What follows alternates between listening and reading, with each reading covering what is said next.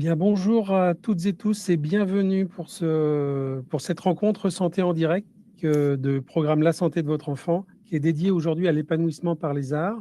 Je m'appelle Thierry Gatineau, je suis responsable du programme La santé de votre enfant. Aujourd'hui, je suis accompagné pour ce webinaire d'Émilie Lebel Bonjour. et de ma collègue Nathalie, qui ne devrait peut-être pas tarder. La santé de votre enfant, c'est un de nos 3 grands programmes de prévention santé dédié aux parents d'enfants de la naissance à 17 ans. C'est assez large en termes d'enfants. Donc, il y a 2 autres programmes qui sont consacrés aux adhérents à partir de 50 ans qui s'appellent Demain s'invente aujourd'hui et à la santé des femmes qui est Prenons soin des femmes. Je me chargerai de suivre le chat pour répondre aux différentes questions si vous avez des questions à poser. On vous soumettra des sondages aussi et je vais passer la parole directement à Émilie. Émilie, c'est à toi. Merci Thierry. Bonjour à tous et à toutes, parce que je vois qu'il y a des femmes qui ont dit bonjour dans le chat. Je suis très heureuse de donner ce webinaire et de m'adresser à des parents, parce que moi j'ai plutôt l'habitude de m'adresser à des professionnels de la culture ou de l'enfance. Et là, de pouvoir m'adresser justement à un public plus large, j'en suis ravie, parce que j'ai vraiment cette conviction de sortir de ces cercles habituels pour partager ce qui nous anime et notamment la question des arts, qui ne devrait pas être un sujet réservé à une élite, à des intellos ou à je ne sais quoi, et vraiment qui doit se partager parce que c'est une ressource précieuse dans nos vies. Et c'est ça que j'ai envie de partager avec vous aujourd'hui. Beaucoup de choses que je vais vous partager vont peut-être vous sembler évidentes, et c'est tant mieux. Parce que c'est souvent les évidences, on les oublie dans le quotidien, dans le flux, dans le tourbillon du quotidien. Et mon intention, c'est pas non plus de vous convaincre d'aimer l'art. Déjà, j'imagine que si vous êtes connectés avec nous, c'est qu'il y a un intérêt pour ce sujet. Mais j'ai plus envie de vous proposer des espaces pour penser, pour remettre du sens et de la conscience et aussi du plaisir dans ce que vous faites déjà, et peut-être vous donner aussi des nouvelles pistes pour le faire. Et je ne vais pas vous dire quoi faire non plus. Ça va plutôt être une proposition de regarder le quotidien un peu différemment, avec sensibilité et avec curiosité. Du coup, pour ce webinaire, il va y avoir... alors, je vois comment passer. C'est bon. L'objectif, donc, c'est de voir comment les arts nourrissent le développement de votre enfant et de vos liens, ou de vos enfants, bien sûr, si vous en avez plusieurs. Et donc, il y a deux grandes parties. Une première partie, ça va être de montrer en quoi les arts participent à l'épanouissement et au développement global des enfants, où je vais définir aussi qu'est-ce que j'entends par épanouissement, par développement, et puis par art et culture. Et puis une deuxième partie où ça sera des outils concrets que je vous présenterai. Du coup, sur le déroulé du webinaire, donc on a 1 heure ensemble, un petit temps déjà de présentation et de sondage, parce que moi, ça m'intéresse aussi de savoir à qui je m'adresse. Donc, je vous poserai des questions, puisque je suis la seule à avoir la parole, mais je n'ai pas envie d'être seule complètement. Ensuite, donc, cette première partie un peu plus théorique sur les arts, en quoi ils participent au développement de l'enfant. Alors, un peu théorique, mais en même temps, pour moi, c'est très important pour pouvoir justement poser un vocabulaire commun et un espace de pensée, parce que c'est vraiment clarifiant le pourquoi et les intentions que tout est fluide après. Et puis une deuxième partie, donc plus pratique, comme je vous disais, et où là, je vais plutôt m'appuyer aussi sur mon expérience de médiatrice culturelle et de maman. Et en dernier, il y aura donc un temps de questions-réponses où vous pourrez justement dans le chat poser toutes les questions que vous souhaitez, et moi j'y répondrai vraiment à la fin. Alors, peut-être me présenter pour que vous sachiez un petit peu à quel endroit je parle. Donc moi, je suis médiatrice culturelle indépendante, formatrice et créatrice du podcast Pouce. Et en fait, le point commun entre tout ça, médiation, formation et le podcast, eh bien, c'est l'art, l'enfance et la philosophie. Moi, j'explore vraiment les liens entre la culture, l'enfance, la philosophie, avec une conviction très forte de le sensible comme acte politique. Et concrètement, comment ça se traduit dans le quotidien? Moi, j'accompagne les enfants et les adultes qui les entourent à développer le sensible, c'est-à-dire les émotions, l'imaginaire, et aussi l'esprit critique, notre capacité à se poser des questions, à donner du sens à ce qui nous entoure, à la fois à travers des ateliers de médiation autour des œuvres, donc que ce soit du théâtre, du cinéma, des livres, des expositions, aussi sur des temps de formation. Et puis donc le podcast Pousse, dont je parlais, qui documente en quoi l'art participe au développement de l'enfant, mais même au-delà de ça, qui interroge les liens, les expériences sensibles et notre rapport à la culture et au temps. Voilà, donc ça, c'est moi l'endroit où je suis. Et du coup, pour savoir un peu vous à quel endroit vous êtes, je vous propose de répondre à des sondages au fil du webinaire.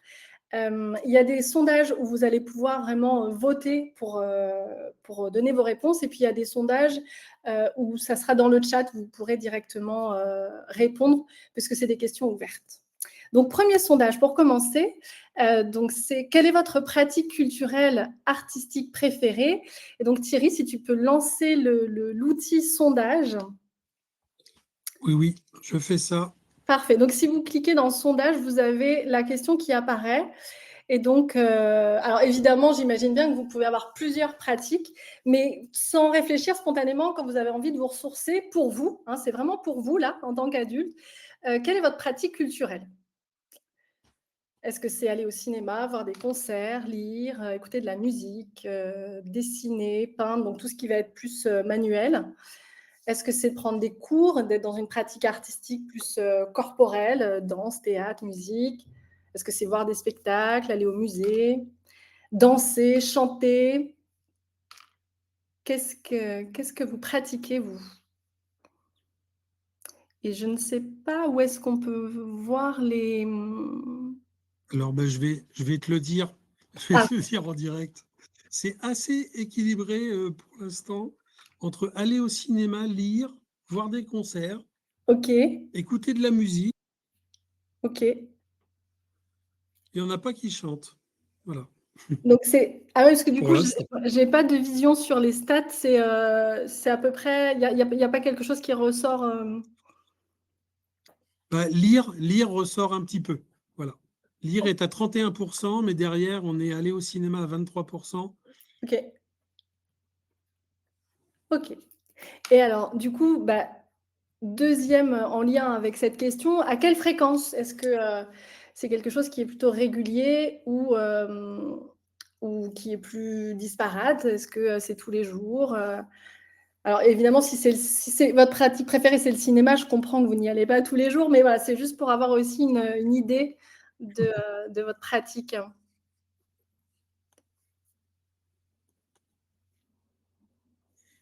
Alors là, on est à 1 à 2 fois par semaine sur la fréquence. Ok, super. Et Troisième, 1 à 2 fois par mois, en fait, c'est voilà, 1 à 2 fois par semaine, 1 à 2 fois par semaine. ok. 1 à 2 fois par semaine est en train de l'emporter en atteignant presque les 50%. Et ça bouge, ça bouge. J'ai l'impression d'être à Miss France. Troisième question, là cette fois-ci c'est plus quelle pratique culturelle, artistique vous aimez partager avec vos enfants ou en famille? Et là du coup c'est une question ouverte, donc vous pouvez répondre dans le chat. Qu'est-ce que Ouais, vous aimez faire? Le sport, est-ce que c'est une activité artistique? Je ne vais pas y répondre tout de suite, Fabrizio. À vous de vous positionner et on en parlera tout à l'heure. Spectacle vivant, chanter, cinéma, théâtre, danser, chanter. Waouh! Cinéma, théâtre, raconter des contes, écouter, jouer de la musique, peinture, Léna. Super. Peinture, loisirs créatifs. Et pareil, donc là, dans le sondage, à quelle fréquence vous arrivez à avoir une pratique culturelle avec vos enfants, en famille? Est-ce que c'est tous les jours? Est-ce que c'est 1 à 2 fois par semaine, par mois? Je continue à lire, spectacles, cinéma, lire des contes, marionnettes. Ouais, c'est varié. Bricoler, cinéma. pour rigoler. La fréquence, on est vraiment 1 à 2 fois par semaine. Ok, ça revient aussi Mmh. dans la pratique familiale. Ok. Euh, une question sur vos freins peut-être, si vous avez l'envie d'en faire plus ou pas, hein, mais quels seraient peut-être les freins pour partager des activités culturelles avec vos enfants? Est-ce que c'est le temps, le coût, la mobilité, les transports, le manque d'idées? Et là, vous pouvez cliquer dans sondage si vous voulez que ça apparaisse dans Ouais, les ça se statistiques. remplit Le progressivement. manque de temps, manque de temps. Le Racontez. temps, le coup, le Ouais. temps, le coup. Alors, j'ai pas mis la fatigue, j'aurais pu le mettre aussi parce que je sais que ça peut être un frein, notamment pour les jeunes parents. Des fois, on a envie, mais on est trop fatigué. Euh, Le temps et le coup, hein, c'est le vraiment, ça temps se et tout. partage vraiment entre les 2. Ouais, ok. Et pour terminer cette première vague de questions, qu'est-ce que vous aimeriez trouver dans ce type de webinaire ou de ressources? Est-ce que c'est des activités concrètes d'activités à faire à la maison? Est-ce que c'est des bons plans culturels, accessibles? Des méthodes pour développer la curiosité, la créativité de votre enfant? Des témoignages d'autres familles? Qu'est-ce qui ressort pour vous? C'est en train de voter. À voter. Tranquillement. Alors, on est entre les méthodes pour développer la curiosité et la créativité, et puis des idées concrètes d'activités à faire. Ok. Ok. Eh ben, merci pour cette première participation. Vous allez voir, ça va revenir très vite, puisqu'on va tout de suite rentrer dans le vif du sujet déjà de partie 1, en quoi les arts participent à l'épanouissement et au développement de l'enfant et nourrissent les liens. Donc, comme ça fait longtemps qu'on n'a pas répondu à un sondage, je vous en mets un petit dernier avant vraiment de prendre la parole. Là, c'est vraiment question ouverte dans le chat. Qu'est-ce que c'est l'art pour vous? En un mot, en quelques mots-clés. Évidemment, on ne va pas faire une disserte philo là tout de suite, mais c'est quoi l'art pour vous? Tout à l'heure, il y avait une question, est-ce que le sport, ça rentre dans les activités artistiques? Mais c'est quoi l'art pour vous? S'évader mentalement, s'exprimer, l'expression, exprimer ses sentiments, de l'émotion, waouh, curiosité, créativité, super. Bon, j'ai malheureusement pas le temps de tout lire, mais c'est super, merci. Expression, émotion, évasion, c'est au programme. Alors, justement, quand on parle d'art, culture, de quoi parlons-nous? J'ai évidemment pas la prétention d'y répondre en 2 minutes top chrono, parce que évidemment c'est complexe. Mais j'avais envie de vous donner des perspectives. Et pour ça, je vais m'appuyer alors à la fois sur vos réponses, mais aussi sur la définition du dictionnaire Le Robert, et puis sur mon expérience en tant que médiatrice culturelle. Donc, si on cherche la définition dans le dictionnaire, on a 3 grandes définitions où on retrouve voilà, l'expression d'un idéal esthétique, des modes d'expression de la beauté, des créations d'œuvres d'art, etc. Quand on voit les mots idéal, esthétique, création, œuvre d'art, on se dit « ouh, ça semble quand même très loin de nous dans notre quotidien ». Mais en fait, si on revient à l'essence même de l'art, les mots-clés, et il y en a que vous avez dit d'ailleurs dans le chat, c'est l'expression. Il y a la question de l'esthétique. Et alors l'esthétique, pour la petite minute culture, ça vient du grec ancien aesthésis, qui signifie sensation, perception. Donc on est vraiment à l'endroit du sensible. Et puis l'autre mot-clé qu'on retrouve, c'est la beauté.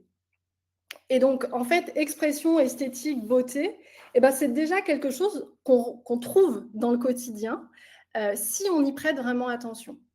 Et moi, c'est pour ça que je préfère parler des arts au pluriel, parce que ce sont les différentes formes d'expression artistique qui existent.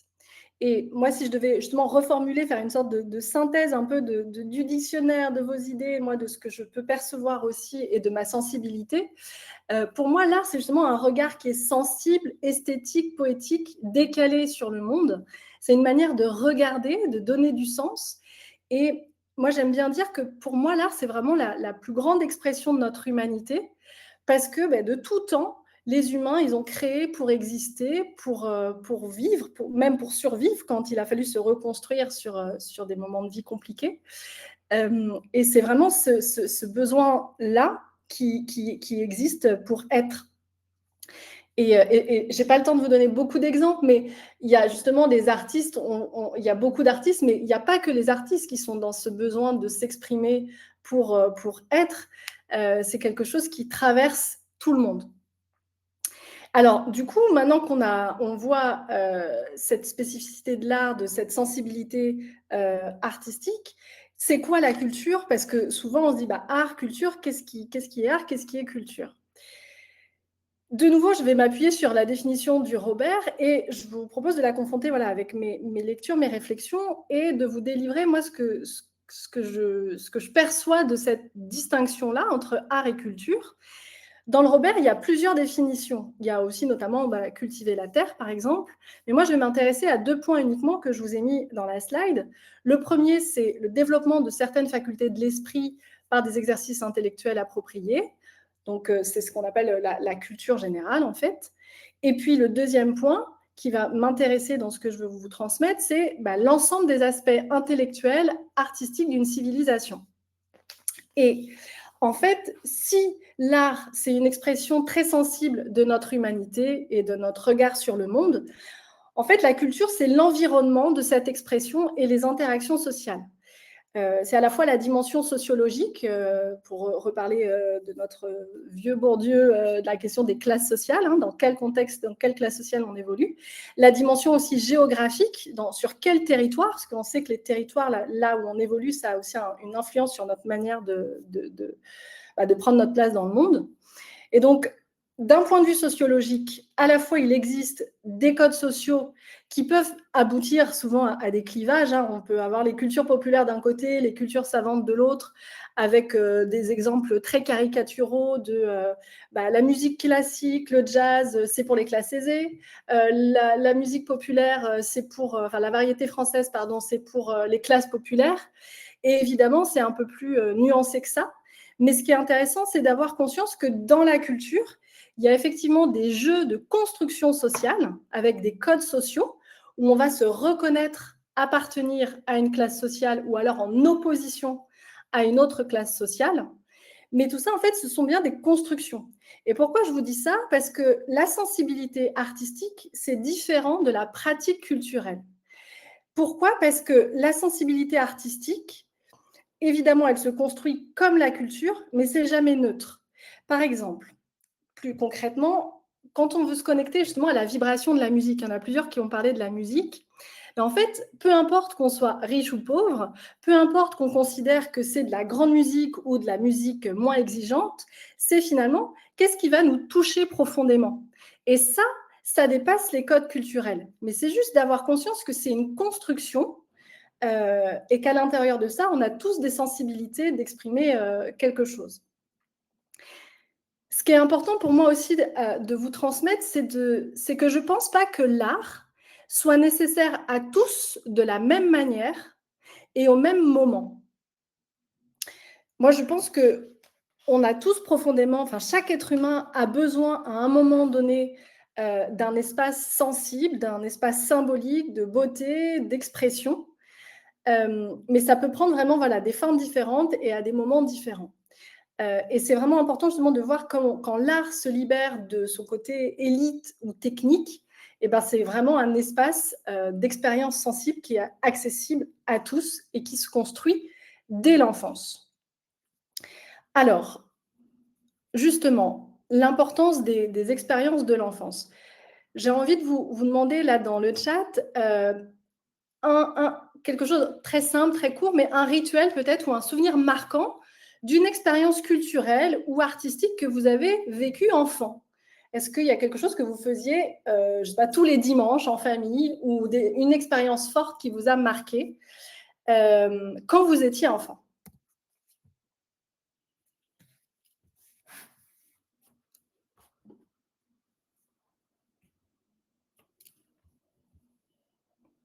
Écouter des vinyles.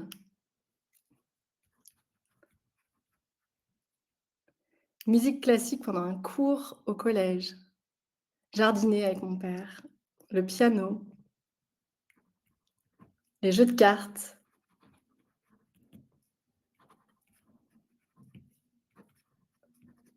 La danse. Lecture du soir avec mes sœurs. Super. Merci pour tous ces partages.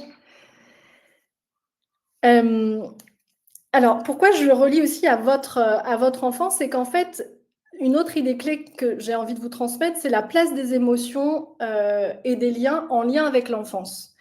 Parce que c'est justement là où il y a de la transmission des codes culturels, ça se joue énormément à l'enfance, dans l'appétence qu'on peut susciter et dans l'ouverture qu'on peut amener. Pour donner des exemples un peu rigolo, mais si par exemple en famille, dans la voiture, c'était un moment où on écoutait Joe Dassin à fond, que c'était un moment joyeux, il y a quelque chose qui s'inscrit dans notre corps, dans notre mémoire. Et la musique, elle a ce pouvoir vraiment très fort de nous ramener à des sensations et à des scènes de vie très précises. Il y a quelque chose qui s'inscrit à cet endroit-là. Si par exemple, inversement, si vous avez toujours entendu vos parents dire bah, c'est pas pour nous, eh bien, on se forge aussi avec ces croyances-là. Et donc, pour moi, ce qui est important de vous transmettre, c'est évidemment qu'en tant que parent, on a de nombreuses responsabilités envers nos enfants, ça, je ne vous l'apprends pas. Mais il y en a une que j'ai envie de valoriser, c'est de comment on va cultiver leur curiosité et leur regard justement sur le monde pour pouvoir les accompagner à décrypter le monde en conscience qui va justement qui va leur permettre de se développer, de s'épanouir. Et là, justement, l'art et la culture ont un rôle à jouer. Alors, qu'est-ce que j'entends par épanouissement ? L'épanouissement, c'est un état d'accomplissement, un état de joie. C'est vraiment pouvoir être aligné avec qui on est, s'accepter et se sentir accepté tel qu'on est. C'est pouvoir vraiment libérer son plein potentiel, en fait, de pouvoir être libre, de rayonner, d'être joyeux. Alors, dit comme ça peut un peu sembler, on atteint l'éveil, l'illumination. C'est pas ça que j'ai envie de dire, mais il y a quand même quelque chose de fondamental et je pense qu'on recherche tous en tant qu'individu, c'est justement l'épanouissement, de pouvoir être accepté tel que l'on est, de pouvoir se sentir plus libre, plus joyeux en étant complètement soi-même. Je pense que c'est quelque chose qu'on recherche tous, une forme de paix et de joie comme ça, et que ça se joue dès l'enfance. Et on sait bien que des enfants épanouis, ça donnera derrière des adultes épanouis et éclairés. Et ce qu'on voit aussi dans des dysfonctionnements d'adultes, c'est que c'est souvent lié à des grandes souffrances dans l'enfance, des besoins de reconnaissance, des besoins d'amour, de justice. Ça continue à se perpétuer à l'âge adulte. Et donc, accompagner les enfants à être épanouis, c'est vraiment répondre à leur bon développement. Qu'est-ce que le développement de l'enfant et de l'adolescent ? Alors, je pourrais passer 1 heure de webinaire juste sur cette partie, c'est évidemment très, très vaste, mais peut-être juste vous donner quelques clés un peu repères, parce que le développement, il y a plusieurs stades, plusieurs couches, surtout sur du 0-18 ans, c'est très large. Mais ça englobe à la fois le développement donc physique, moteur, voilà, le corps, le développement émotionnel qui est complexe parce que c'est à la fois le cerveau, le corps, le cœur, c'est quelque chose qui est multiple. Le développement cognitif, le cerveau, développement social, les interactions, et puis le développement affectif, la sécurité intérieure, la confiance, l'estime de soi. Et puis, si on zoome sur les 6-18 ans, dans ce schéma de développement, il y a vraiment 3 besoins fondamentaux entre les 6-18 ans. Entre l'âge 6-18 ans, c'est le besoin d'expression, d'affirmation, c'est qui est lié à l'identité, le besoin de relation, d'appartenance, tout ce qui est lié justement à l'amitié, au groupe, et puis le besoin de sens, de se projeter. À la fois, il y a les premières grandes questions existentielles, et puis aussi comprendre, exister, trouver sa place dans le monde. Donc, Ces besoins, ils évoluent en fonction de l'âge de l'enfant, mais ça répond à ce même schéma-là. Et puis, c'est effectivement toute la vie, hein, le développement des émotions. On voit qu'il y a des adultes, c'est pas encore bien développé non plus, hein. Donc, c'est un chemin, on est d'accord. Il y a de nombreuses études scientifiques qui vont montrer justement les bienfaits de l'art sur le développement de l'enfant, parce qu'à la fois, ça va toucher la créativité, le sensoriel, le sensible, la motricité, l'esprit critique, le langage. Donc tout ça, c'est une incidence sur la socialisation et les apprentissages. Pour vous donner quelques exemples concrets, je peux vous parler déjà de la musique. Il y a des études qui montrent que d'avoir une pratique musicale régulière, ça va soutenir les compétences de langage, des fonctions à la fois d'attention, d'inhibition, de flexibilité. Pour les arts plastiques, il y a toutes les activités manuelles, que ce soit du dessin, coloriage, origami, sculpture. Ça renforce les capacités visio-spatiales, la motricité fine, qui vont du coup avoir un lien aussi sur la réussite en maths, en sciences, en géométrie.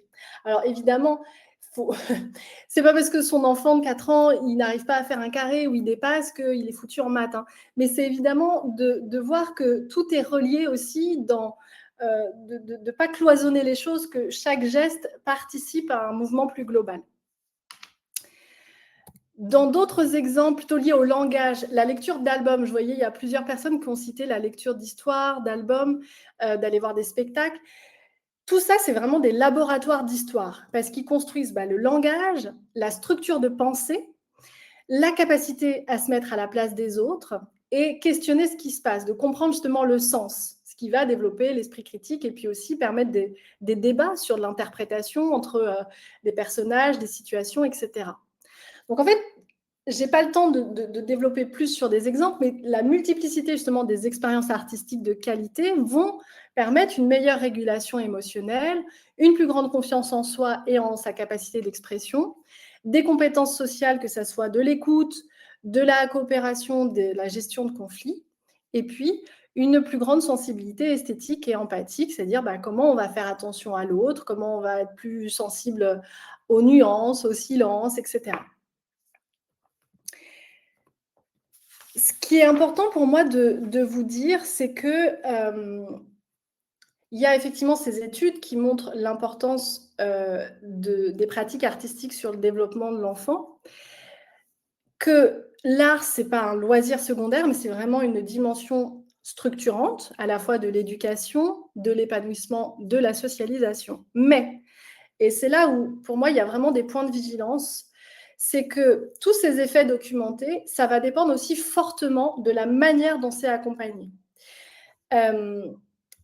Ça va dépendre du cadre qui est posé, ça va dépendre de la régularité. Est-ce que c'est un temps long? Est-ce que ça se fait dans la répétition? Parce qu'on sait que les enfants, ils ont besoin que ça se fasse dans la répétition pour qu'ils puissent apprendre.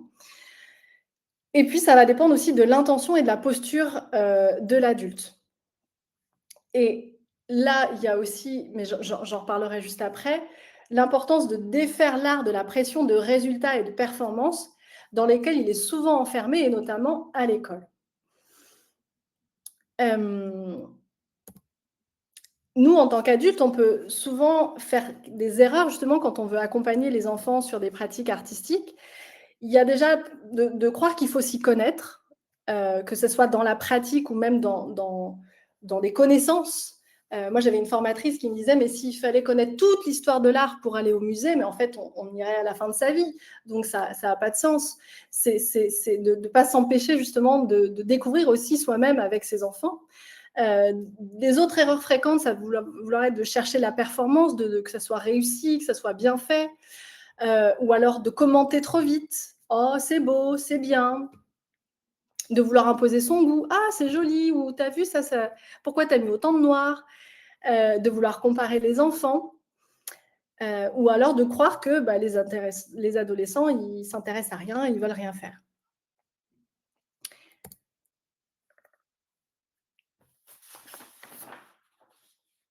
Pour parler du développement de l'enfant, c'est important vraiment de pouvoir tenir compte des contextes sociaux, des styles éducatifs et des expériences culturelles concrètes. Et j'avais envie de parler de Bertrand Jay, qui a fait une étude longitudinale. Donc c'est des études, qui durent vraiment sur, plusieurs années, voire des décennies. Bertrand Jay, il est professeur en sciences politiques et il a mené toute une étude sur la sociologie du développement. J'en avais fait un article, que vous pouvez retrouver sur mon site, internet. Et lui, en fait, il démontre que les 0-3 ans, sur la tranche des 0-3 ans, la famille, elle a un rôle essentiel, dans le développement de l'enfant. Et qu'à partir de 3 ans, c'est l'école qui va jouer un rôle essentiel. Ça a un rôle central dans les apprentissages, dans les relations sociales. Et puis, il va vraiment y avoir un moment de bascule à 6 ans avec l'arrivée au CP, la vraie école, quand justement les enfants vont rentrer dans, les phases d'apprentissage de l'écriture et de la lecture. Et alors, bon là c'est moi qui parle, c'est plus Bertrand Jay, mais justement 6 ans, c'est le moment où les pratiques artistiques vont être délaissées, hein, le coloriage, le dessin, etc., au profit de l'apprentissage de l'écriture et la lecture. Et d'ailleurs, on le remarque en fait dès la maternelle où les arts plastiques sont dans une logique d'apprentissage.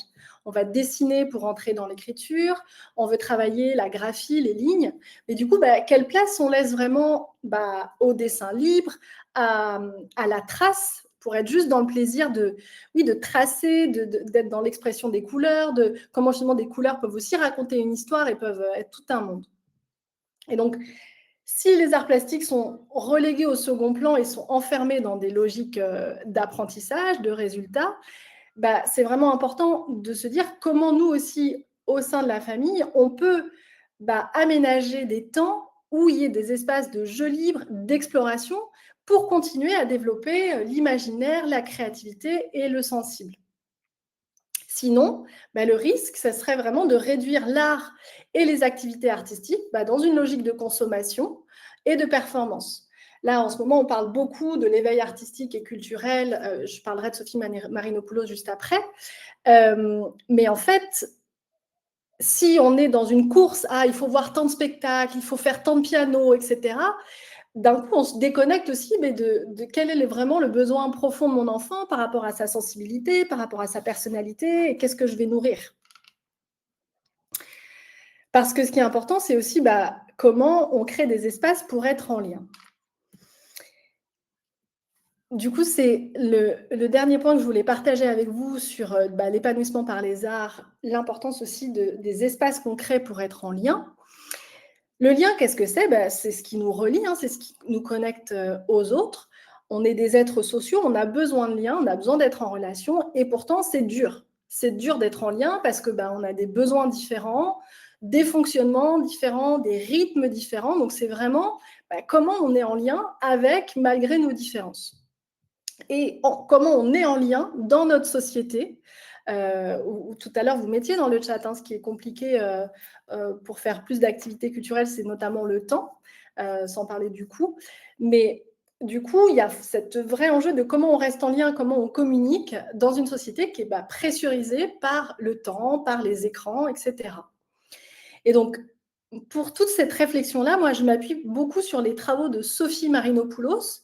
Je ne sais pas si certains d'entre vous la connaissent.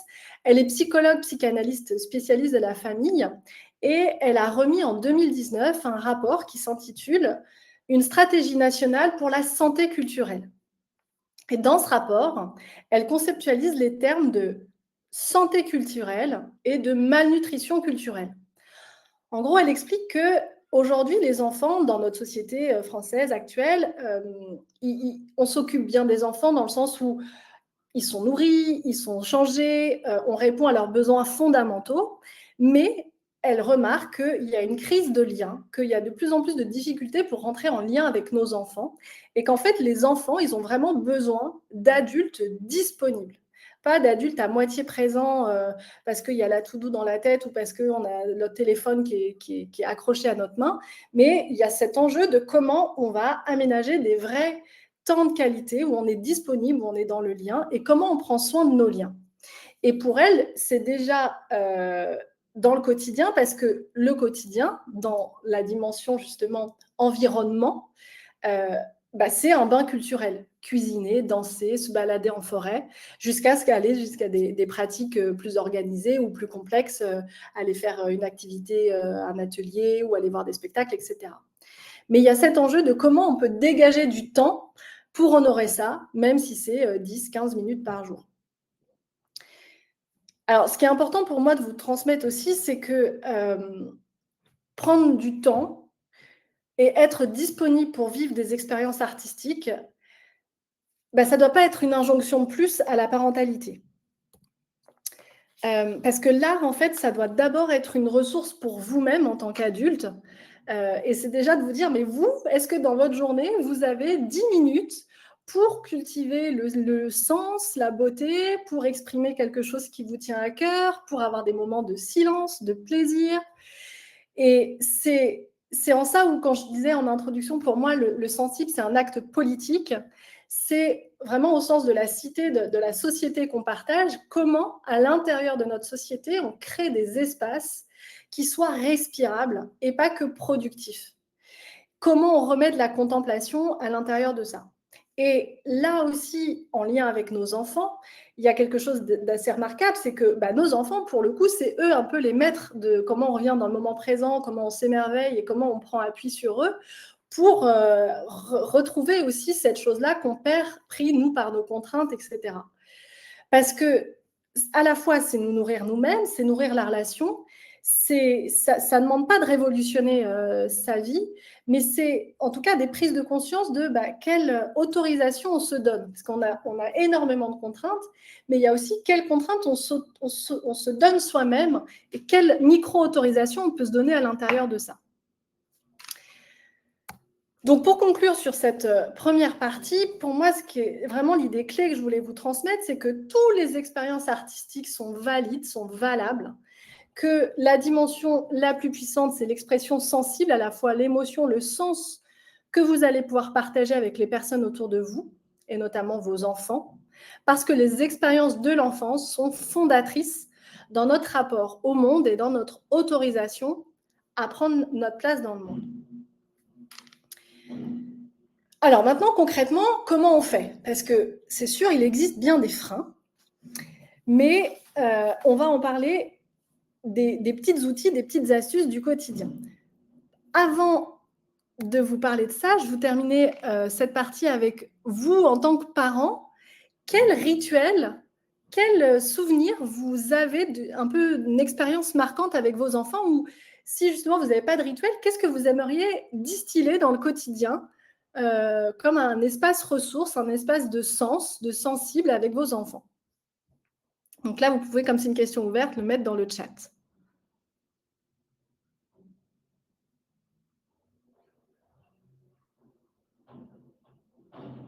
Danser, ouais, super.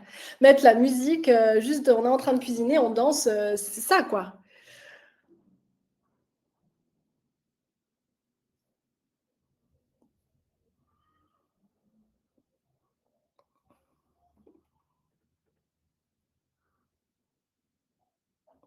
L'histoire du soir, et oui. Écouter des CD et danser, ouais, super. Regarder la nature. Mais ça, c'est une source inépuisable et ça coûte rien, hein. Jeux de société, jeux de société, danser aussi. Le mouvement, hein, d'être dans le mouvement. En plus, les enfants, ils ont besoin d'être dans le corps. Ils pensent avec leur corps. Ils sont promenade en forêt, aller à un concert, une soirée dessin animé sous un plaid et la couette. Ouais. Et le chocolat chaud. Impro musical, guitare, ma fille qui improvise une chanson. Ouais, c'est trop beau. Merci. Alors, du coup, deuxième partie, quelques outils simples, concrets, activables au quotidien. Donc, on l'a vu en première partie, finalement, peu importe la forme artistique, hein, peu importe ce qu'on va faire, ce qui compte, c'est vraiment l'intention, la posture, la qualité de la relation et le sens qu'on y met. Donc, c'est toutes ces intentions-là, finalement, comment on va pouvoir les porter dans le quotidien pour accompagner son enfant à décrypter le monde, lui offrir des espaces pour cultiver à la fois son monde intérieur, être relié aux autres.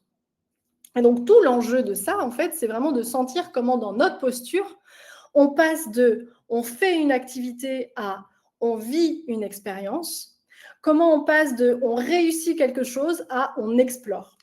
Et ça, peut-être que nous, en tant qu'adultes, ça va nous demander de déconstruire tout ce que l'école nous a appris. Alors, j'ai l'impression que je tape sur l'école. Pas du tout, parce que moi, je travaille énormément avec les enseignants et l'école, en plus, a des conditions complexes. Mais je pense qu'il y a des choses à dépoussiérer aussi dans le rapport à l'art à l'école. En tout cas, c'est nous, en tant qu'adultes, comment on déconstruit ça et comment on s'inspire des enfants en commençant déjà juste par les écouter et les observer dans ces sujets-là. Pour moi, de nouveau, si je remets les mots-clés, c'est liberté, curiosité, sensibilité, émotion, questionnement, temps, sens. C'est en fait comment on fait vivre ça au quotidien. Et je le rappelle, c'est de nouveau des histoires vraiment d'autorisation, de qu'est-ce qu'on s'autorise vraiment. Et quand il est question de lien, de relation, finalement, on retrouve beaucoup de choses qui sont liées à la parentalité empathique ou la parentalité positive ou même la communication non violente. C'est vraiment créer des espaces de relation. Et l'intérêt justement des arts, c'est que ça offre des moments de partage, de joie qui nourrissent ça. Alors, au quotidien, je vous propose 3 niveaux en fonction du temps et de l'énergie que vous avez. D'abord, se dire qu'il n'y a pas à savoir faire. Enfin, vraiment l'idée de lâcher et oser. Lâcher le on n'a pas d'idée, on ne sait pas dessiner, on ne sait pas peindre. Quand je disais de conditionner par l'école, justement, de ne pas s'arrêter à il faut réussir quelque chose ou que ça soit beau, joli, mais vraiment se mettre en posture d'exploration. Parce que explorer, c'est quoi? C'est chercher, c'est découvrir, c'est oser. Et moi, je m'appuie beaucoup sur la pédagogie Reggio Emilia. Alors, je n'ai pas le temps de le développer là, mais c'est une pédagogie qui va vraiment aller à l'endroit de comment on crée un environnement qui soit suffisamment riche et qui va stimuler l'enfant. Alors, si on prend l'exemple de la peinture, on peut se dire, la peinture, ça peut être vraiment une activité simple, où il n'y a pas besoin de savoir dessiner, il n'y a pas besoin de savoir peindre. L'objectif, ça va être juste de s'amuser et du coup, de créer un moment vraiment joyeux en famille. Ça veut dire quoi faire une exploration en peinture? Déjà, ce qui va être important, c'est de donner un cadre, c'est-à-dire quelle durée et quel espace? Est-ce que c'est 15 minutes à la table ou est-ce que ça va être une grande exploration avec une fresque, 1 heure dans le jardin l'été ou alors dans la maison si on a le courage de pousser le canapé, de bâcher, etc. Et on peut se dire, oh là là, dans quoi on se lance, au secours, non, c'est trop de boulot. Mais en fait, de penser l'installation, le rangement, ça peut vraiment faire partie de l'exploration. Et souvent, c'est le frein en se disant ça va créer trop de bazar, je suis fatiguée, etc. Mais ça crée vraiment des souvenirs hyper joyeux. Et toute cette organisation, anticipation, ça peut vraiment se penser. C'est voilà, pendant que maman, elle bâche ou elle installe, papa, il met les enfants en maillot de bain et puis il peut lire un livre qui peut être le point de départ de l'exploration parce que ça va susciter plein d'idées. C'est vraiment l'idée de se laisser surprendre malgré la fatigue et le temps. Je peux vous citer un auteur jeunesse qui est très connu, qui s'appelle Hervé Tullet, parce que lui, justement, c'est vraiment celui qui veut décomplexer tous ceux qui ne savent pas lire, pas lire, n'importe quoi, pas dessiner, pas peindre, parce qu'il écrit énormément de livres. Il y en a beaucoup qui sont publiés chez Bayard Jeunesse. Là, je vous en mentionne 2 dans la slide. Il y a J'aime bien, qui est un livre justement qui invite à développer sa créativité et à faire des gribouillages, à jouer avec des ronds, des carrés, à apprendre à observer, à écouter les silences, à jouer avec des ustensiles, des passoires. Enfin, c'est vraiment très joyeux comme une invitation. Il a aussi le livre Peinturlure que j'ai mis là, que j'ai ici, qui est en fait, c'est un mode d'emploi pour mener carrément presque des ateliers en famille. Alors, moi, je l'utilise à la fois dans mon cadre personnel, mais aussi professionnel, parce qu'en fait, il y a tout ce qu'il faut préparer en amont, le déroulé de l'atelier, et on peut vraiment, nous, en tant qu'adultes, être chef d'orchestre. On disait, là, par exemple, c'est le dé magique, on lance le dé, le chiffre obtenu, ça donne un nombre de yeux qu'on va dessiner, etc. Enfin, ça donne vraiment le mode d'emploi pour faire des explorations. C'est hyper joyeux, ça peut se faire en silence ou ça peut se faire en musique.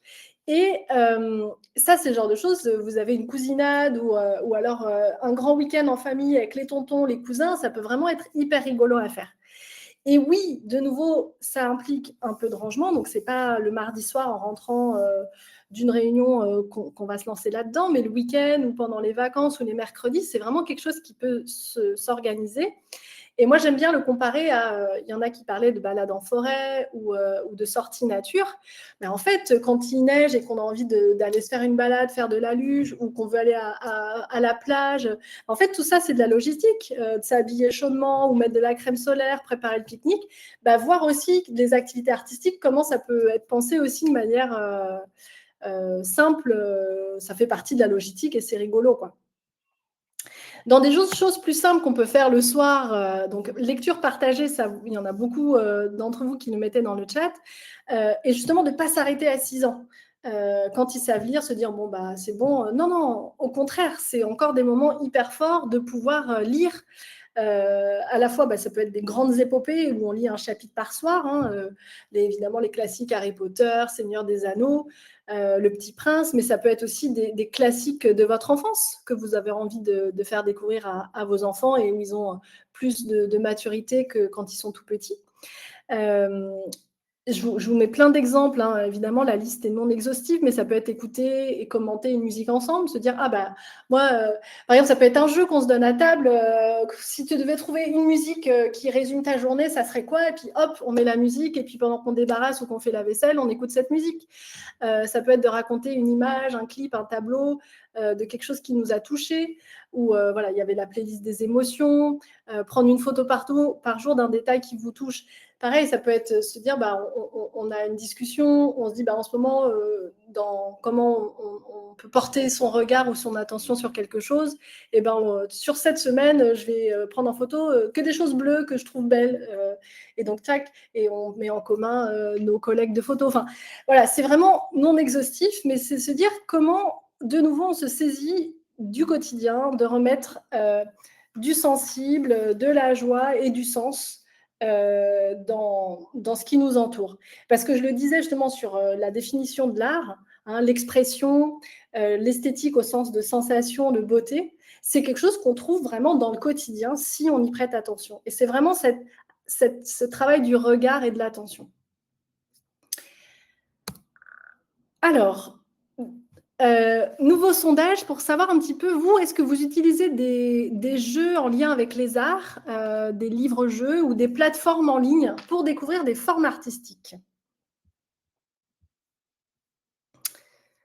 Et Thierry, je veux bien, si, comme je n'ai pas de vision sur les résultats, si tu peux me partager.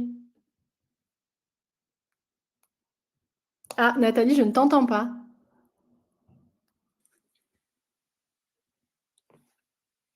Ah ben c'est moi qui vais parler alors. Le sondage, Nathalie, c'est vrai qu'on ne t'entend pas, il n'y a pas de souci. C'est pour ça qu'on est deux. On va voir où est-ce qu'on en est. Bah, c'est 50-50. Hein. Ok.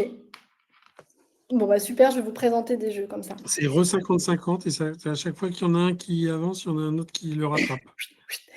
Des exemples à partager? Est-ce que dans le chat, il y en a qui veulent proposer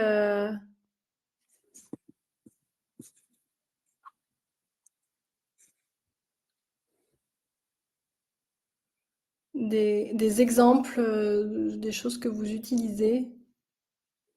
Je regarderai. Je vais continuer la présentation parce que le temps file. Deuxième exemple d'expérience que vous pouvez vivre en famille, c'est de se dire comment, autour d'une sortie culturelle, d'une expérience culturelle, vous pouvez en tirer des fils. Alors, justement, objet artistique, ça peut être quoi? Un livre, un film, un spectacle. Expérience, par exemple, une balade en forêt. Qu'est-ce qu'on peut faire autour? Comment on peut vraiment penser ça comme quelque chose qu'on peut déployer à plein de niveaux? Si on prend la balade en forêt, parce que justement, là, alors, il faut avoir une forêt à côté de chez soi, mais ça peut être aussi au parc, ça peut être dans le quartier. Tout dépend, pareil, l'intention, le sens qu'on y met. Mais déjà, c'est de se dire comment, dans notre balade, il peut y avoir un moment où on va rendre la chose un peu plus sensible et sensorielle. On va écouter, on va vraiment observer la lumière, les couleurs. Peut-être qu'on peut ramasser des feuilles. Donc, on est chargé de tout ça. Et puis, qu'est-ce qu'on peut en faire de tout ça? Bon, aller à la bibliothèque pour récupérer des livres sur les arbres, par exemple, et prendre différents ouvrages. Moi, je vous en ai ramené quelques-uns, mais ça peut être justement pour faire un herbier derrière, mais ça peut être aussi de différentes manières de voir comment les artistes aussi s'emparent de ce sujet-là. Il y a l'herbier d'Émilie Vast, je vous mets là, qui est super parce qu'à la fois, il y a on voit les feuilles, le fruit, la graine, il y a des petits textes, c'est un format très épuré, donc on peut retrouver vraiment les feuilles des arbres qui habitent notre quotidien, hein, le chêne, le frêne, le platane, etc. Il y a un autre album, c'est un cartonné, donc c'est pour les plus jeunes, mais en fait, les livres, il n'y a pas d'âge, qui s'appelle « Voilà l'automne » de Pauline Kaliouchny, où là, elle travaille en gravure avec des feuilles. Là, elle compose justement des feuilles d'automne. Et donc, c'est intéressant, c'est justement de pouvoir comparer des esthétiques, des techniques différentes. Là, ça peut être l'occasion de découvrir c'est quoi la gravure, de s'essayer à la gravure. Alors, quand c'est des tout petits, la gravure, ça peut être juste une plaque de mousse, on prend un crayon à papier et puis on creuse avec son crayon à papier. Et puis on met de la peinture et hop, ça fait une plaque comme un tampon. Mais pour les plus grands, à partir de 7 ans, vous pouvez essayer avec des plaques de linogravure et des gouges de vous essayer à la gravure, ou trouver des ateliers, peut-être il y a des ateliers d'artistes qui proposent des initiations. Vraiment, c'est de se dire comment, autour de tout ça, hop, on tire plein de fils. Il y a aussi, regardez, un film d'animation. Là, je vous ai mis un exemple. J'avais consacré un article sur les courts-métrages aux couleurs de l'automne. Vous pouvez retrouver sur mon site. Et j'avais mis aussi des idées de médiation autour des films. Et en fait, justement, le cinéma, ça, en termes d'expérience à prolonger, c'est quand même très puissant parce qu'il y a à la fois toute la dimension musicale, plastique, avec les différentes techniques employées que vous pouvez reprendre après. Parce qu'aujourd'hui, moi, je parle de films d'animation et pas que de dessins animés, parce qu'il y a les films qu'on peut faire aussi avec de la pâte à modeler, avec des marionnettes, etc. Donc, comment tout ça, ça peut être déployé. Alors évidemment, aller au cinéma, c'est une expérience, il y en a beaucoup qui mettaient dans des expériences aller voir des films, mais à la maison, quand justement, des fois, on n'a pas le temps, c'est la course, etc. Moi, je suis abonnée sur cette plateforme, je ne sais pas si vous la connaissez, elle s'appelle Benchy. Je suis abonnée depuis 5 ans et en fait, c'est une vraie mine d'or. C'est une plateforme cinéma qui est consacrée à la jeunesse. On retrouve plus de 250 films à partir de 2 ans. Et il y a aussi des films, des liens vers des fiches autour des films qui renvoient vers des fiches d'activité. Et puis, ce qui est super, c'est qu'il y a vraiment une diversité de films et d'esthétiques, à la fois en termes d'image, mais aussi de durée. Il peut y avoir des courts-métrages de 2, 8, 15 minutes ou des longs-métrages. Et puis, on découvre des réalisateurs, des univers vraiment différents, parce que avant 8 ans,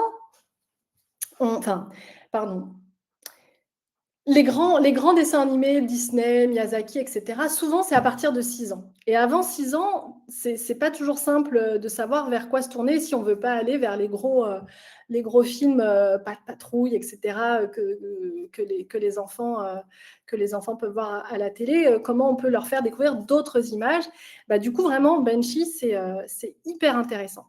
Et du coup, comme moi, je suis fan de cette plateforme que j'utilise, je les ai contactés, je leur ai demandé est-ce que c'est possible peut-être d'avoir un offre dans le cadre de ce webinaire, et ils m'ont dit OK. Et donc, si ça vous intéresse, il y a un lien où vous pourrez justement rentrer le code Benchy2M25 avec une promo de 2 mois d'essai à 1 €. Et donc après, vous avez la marche à suivre, c'est vous cliquez sur le lien, vous avez je m'abonne, vous renseignez les informations et puis vous rentrez votre code promo.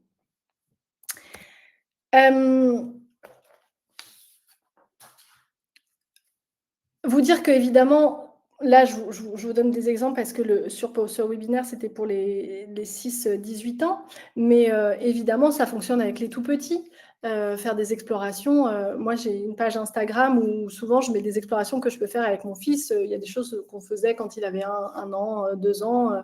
Enfin, c'est vraiment cette gymnastique-là qu'on peut proposer dès tout petit.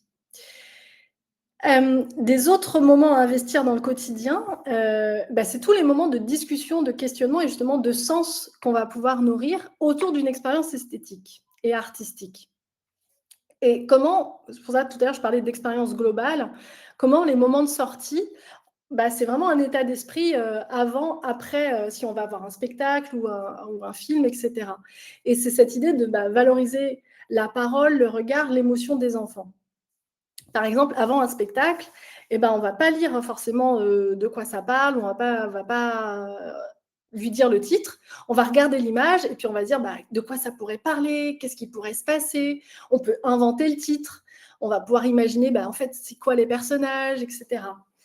Et puis après le spectacle, c'est déjà de ne pas tout de suite nommer ce qu'on a ressenti, vraiment de laisser aussi le temps d'être dans son émotion, d'infuser, de ne pas être juste dans le j'aime pas, mais de peut-être reprendre aussi ce qu'on avait imaginé avant. Est-ce que ça correspond à ce qui s'est passé ou pas? Est-ce que tu es déçu? Toujours dans cette idée d'imaginaire entre ce qu'on projette et ce qui se passe, comment ça dialogue. Et puis, dans des moments quotidiens sans forcément faire de sortie, comment on peut enrichir aussi autour de discussions et de questionnements. Et là, il y a des outils que moi j'utilise beaucoup, que j'adore. Il y a la maison d'édition Minus qui est super parce qu'ils ont une série de jeux hyper fun. Parce que déjà, on peut les utiliser 5 minutes comme 30 minutes. Les graphismes sont très beaux. Là, moi, j'ai par exemple sur moi Dilemme absurde. C'est très abordable, à la fois au niveau des prix, puisque ça va de 8,90 à 13,90, au niveau des consignes. Là, par exemple, dans cette collection 5 minutes de discussion, 5 minutes de moments complices, là, par exemple, c'est le « Tu préfères ». Ressembler à un monstre poilu mais être quelqu'un de super, ou être magnifique mais une horrible personne. Et en fait, ça peut être juste des moments où on peut en rigoler, mais ça peut aboutir aussi sur des grandes questions philosophiques, sur la morale, sur je ne sais quoi. Enfin, ça peut nourrir des discussions comme ça au quotidien quand on a envie de parler d'autre chose, de « t'as fait quoi aujourd'hui ?» Et là aussi, je suis allée les voir et ils proposent une promo à 20% sur les jeux avec le code WOW.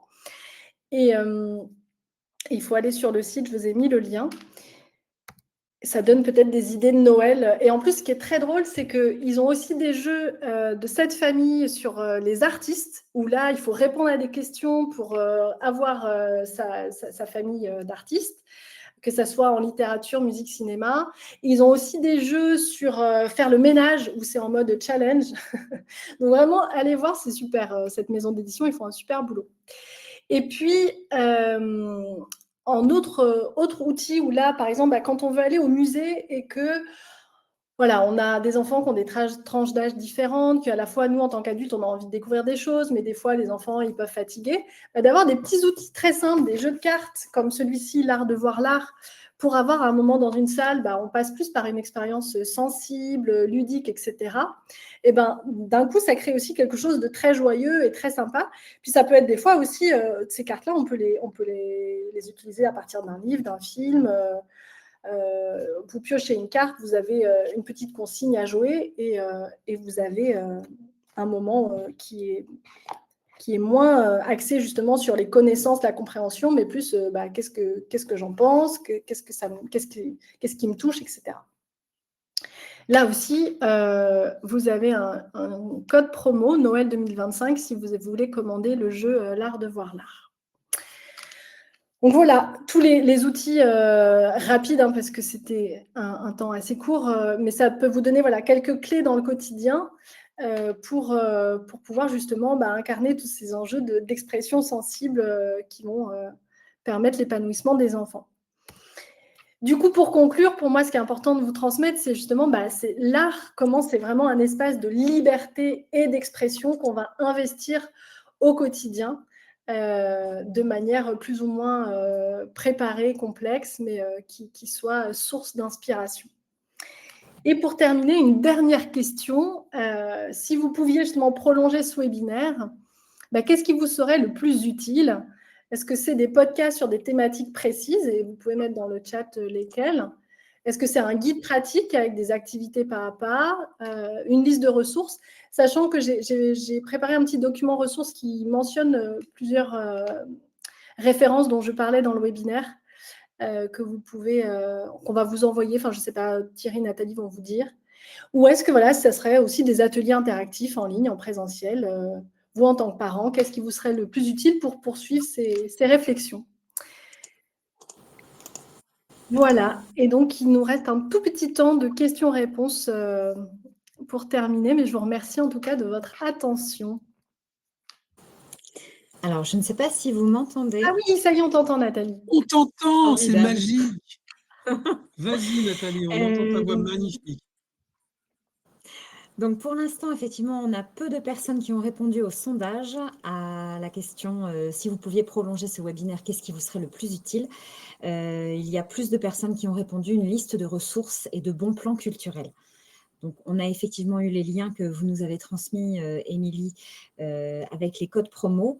Vous pourrez les revoir dès la fin de ce webinaire. Le replay vous sera envoyé pour reprendre exactement les codes promo correspondant aux différents liens qui ont été transmis.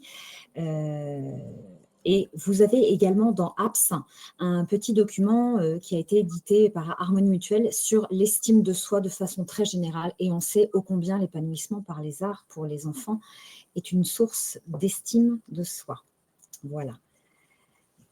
Alors, au niveau des questions, on n'avait pas énormément de questions qui nous ont été posées, Émilie.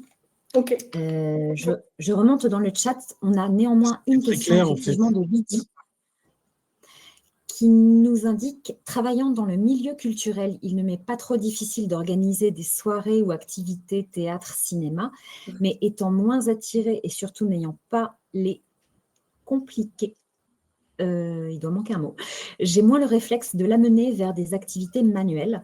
Comment aller vers des domaines artistiques qu'on connaît moins sans se retrouver à ajouter une charge mentale? Est-ce qu'il faut déléguer à un pro, réapprendre avec lui, en faire un rituel, etc. » Là-dessus, pas de pression en fait. Enfin, pourquoi est-ce qu'il faudrait faire des activités manuelles? Déjà, justement, dans cette idée de plaisir et de partage, de partir de soi, de qu'est-ce que moi j'aime faire et comment je le partage avec mon enfant, c'est hyper précieux. Et justement, si votre endroit de lien, de ressources, c'est du théâtre, si c'est du cinéma, c'est super et nourrit ça. Après, pourquoi faire des activités manuelles? Est-ce que c'est parce que votre enfant, vous sentez que lui, il est attiré par ça et donc à ce moment-là, oui, pourquoi pas trouver des ateliers qui peuvent nourrir ce besoin-là. Et puis sinon, ce que je disais dans la présentation, prenez un livre, vous êtes juste dans l'exploration on s'en fout de ne pas savoir dessiner. C'est pourquoi passer par la matière? Soit vous passez par les images, par le son, mais si vous voulez passer par la matière plastique, par le toucher, qu'est-ce que vous avez envie de vivre en fait et d'explorer avec votre enfant? Donc c'est à vous de sentir, parce que évidemment, si en plus vous travaillez dans la culture, il ne faudrait pas vous être en tête en mode il faut que je me forme et que je crée des ateliers pour mon enfant. Non, comment vous pouvez le faire vivre simplement pour vous? Quel sens ça a? Quel sens ça a pour votre enfant? Et du coup, est-ce que c'est quelque chose que vous explorez ensemble? Vous prenez un livre d'Hervé Tullet, par exemple. Est-ce que c'est des ateliers que vous allez vivre ensemble? Est-ce que c'est lui qui prend des cours? Enfin voilà, j'espère que j'ai répondu à la question. Très bien. Merci beaucoup, Émilie. Je ne vois pas d'autres questions qui ont été posées via le chat ou via l'onglet questions. Donc, effectivement, on va devoir conclure puisque on arrive au terme de cette rencontre. Merci beaucoup, Émilie, pour toutes ces informations et ces précieuses ressources pour nous et nos enfants. Merci beaucoup, Thierry, pour la présentation et pour les sondages. Nous, on se retrouvera donc en 2026. vous pourrez normalement, dès le mois de janvier, vous inscrire aux prochaines rencontres. Surveillez vos boîtes mail pour recevoir les invitations à ces prochains webinaires. Et d'ici là, vous pouvez bien sûr retrouver tous les replays de nos anciennes conférences sur notre chaîne YouTube Harmonie Mutuelle. Voilà. Donc, surtout, n'hésitez pas à prendre connaissance de toutes les conférences que vous avez éventuellement loupées cette année. Voilà. Merci à tous de votre fidélité. On vous souhaite d'excellentes fêtes de fin d'année et à très bientôt. Bonne journée. Au revoir.